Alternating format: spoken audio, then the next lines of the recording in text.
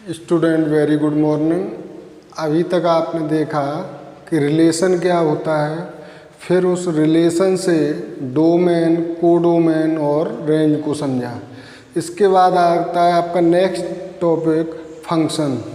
Function किसे कहते हैं? तो फंक्शन को समझने के लिए ऐसे समझ लो, जो आपने रिलेशन जाना वही है, केवल कुछ कंडीशन के साथ।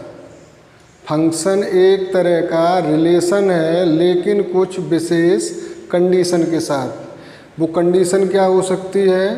कंडीशन हो सकती है कि अगर किसी सेट ए की किसी सेट बी में एक यूनिक इमेज हो, यानी एक ही इमेज हो, तो वो फंक्शन होगा। अगर उसकी एक से ज़्यादा इमेज आती है तो वो फंक्शन नहीं होगा। और सेट ए टोटल डोमेन में होना चाहिए, ये कंडीशन है तुम्हारे फंक्शन के लिए। अदरवाइज वो फंक्शन नहीं होगा। रिलेशन हो सकता है लेकिन फंक्शन नहीं हो सकता। रिलेशन के लिए कोई कंडीशन नहीं है ये इस तरह की, लेकिन फंक्शन के लिए कंडीशन है कि सेट ए के किसी भी एलिमेंट की डबल इमेज या इससे ज़्यादा इमेज नहीं होनी चाहिए।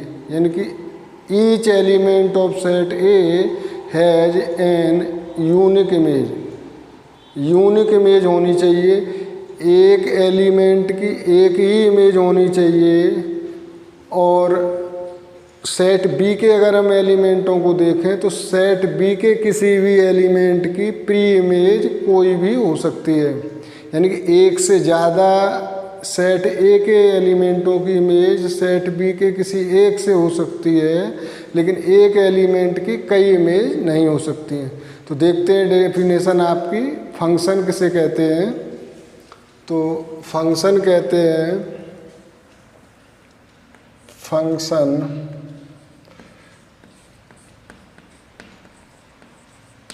तो बताया, फंक्शन एक टाइप का रिलेशन ही होता है। A relation from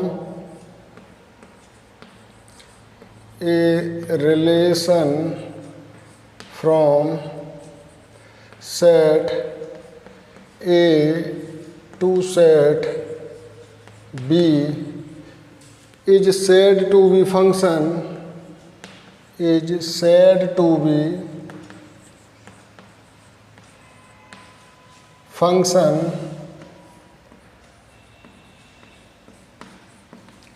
if every element of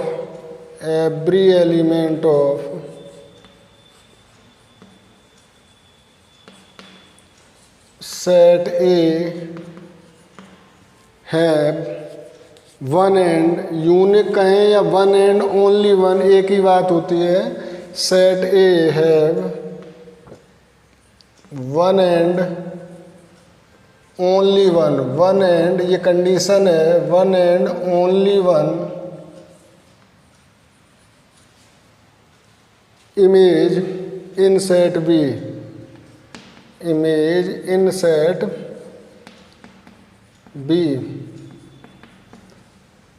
तो एक बार फिर से समझने की कोशिश करें कि A relation from set A to set B is said to be function. किसी रिलेशन को सेट ए से सेट बी के रिलेशन को फंक्शन कहेंगे यदि सेट ए के किसी भी एलिमेंट या प्रत्येक एलिमेंट की सेट बी में एक ही इमेज हो, तो हम उसे फंक्शन कहेंगे। देखते हैं एक एग्जाम्पल के थ्रू।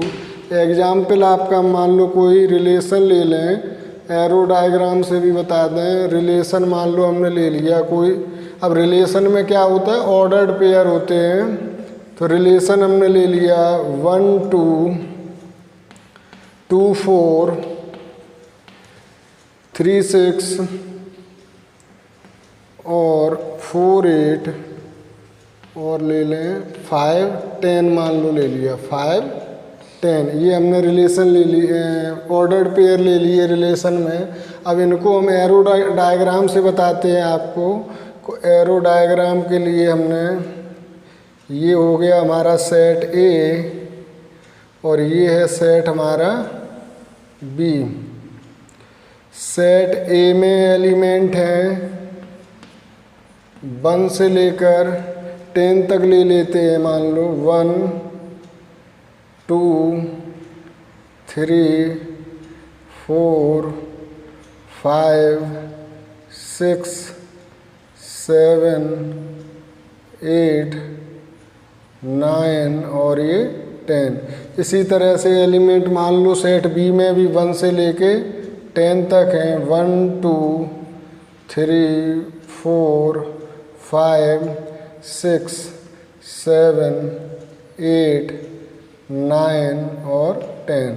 अब देखते हैं रिलेशन से कि 1 की इमेज 2 है, तो यहाँ हमने 1 की इमेज ये 2 हो गई, 2 की इमेज 4 है, ये 2 की इमेज 4 हो गई। 3 की इमेज 6 है, तो ये 3 की इमेज 6 हो गई। 4 की इमेज 8 है, तो हमने ये 4 की इमेज 8 कर दी। 5 की इमेज 10 है, तो 5 की इमेज हो गई 10। तो अब हम देखते हैं यहाँ पर कि सेट ए के 1 एलिमेंट की 1 एंड ओनली 1 इमेज 2 है और इसके अलावा कोई भी इसकी इमेज नहीं है। इसी तरह से एलिमेंट 2 को देखें तो 2 की इमेज भी ओनली 1 एंड 1 4 है, इसके अलावा कोई नहीं है। 3 की इमेज 6 है, इसके अलावा कोई नहीं है। 4 की इमेज 8 है और 5 की इमेज 10 है। तो आपकी एक उस कंडीशन को फॉलो करता है जो कहा है कि element of set A have 1 and only 1 image in set B. तो यहाँ पर इस रिलेशन में हम देखते हैं कि सेट ए के ईच एलिमेंट की ओनली 1 इमेज है, तो ये फंक्शन होगा।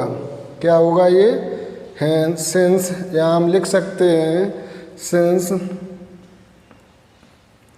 Every element,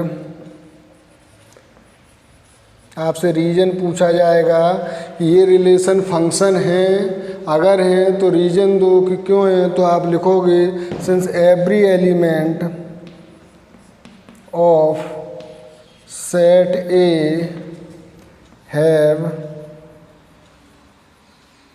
1 and only 1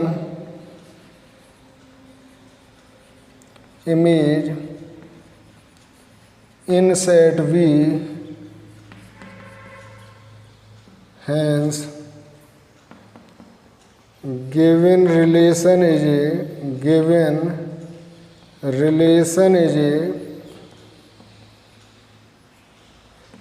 a function। तो इस रिलेशन में हमने देखा कि सेट ए के ईच एलिमेंट की ओनली 1 इमेज आती है, इसलिए ये फंक्शन है। अगर हम दूसरा एग्जाम्पल लें, उस एग्जाम्पल में हम देखो कुछ इस तरह से दिखाते हैं। मान लो हमने ले लिया R इक्वल टू एक ऑर्डर्ड पेयर, इसके हम ले लें। मान लो हमने ले लिए 1 2 और 2 4 और ले लें 3 4, ये ले लिए मान लो। तो इनको हम देखो ऑर्डर्ड पेयर को सेट ए और सेट बी के एरो डायग्राम से अगर हम रिप्रेजेंट करें तो हम कुछ इस तरह से ले लेते हैं। 1 2 3 4 सेट ए हमारा हो गया 1 2 3 4 5 और सेट बी हमने ले लिया मान लो यही 1 2 3 4 5 1 2 3 4 5 और 6 भी ले लिया। अब देखते हैं 1 की इमेज 2 है,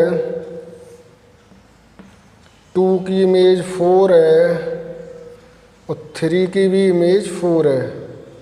तो यहाँ देखो क्या दिखाई देता है कि 1 की इमेज 2 है, 2 की इमेज 4 है और 3 की इमेज भी 4 है।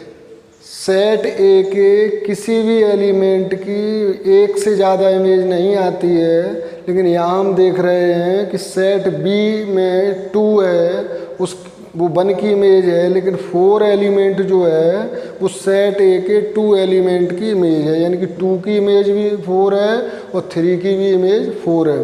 तो ये हो सकता है कि सेट ए के दो या दो से ज़्यादा एलिमेंटों की इमेज एक ही हो तो भी ये फंक्शन होंगे। कंडीशन ये है कि सेट ए के किसी भी एलिमेंट की एक से ज़्यादा इमेज नहीं होनी चाहिए, तो यहाँ भी ये फंक्शन होगा।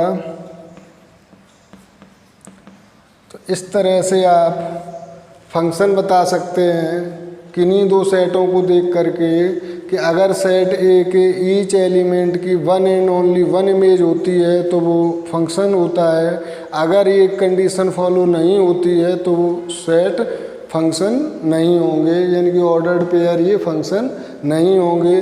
रिलेशन हो सकते हैं लेकिन फंक्शन नहीं होंगे। देखते हैं आपकी एक्सरसाइज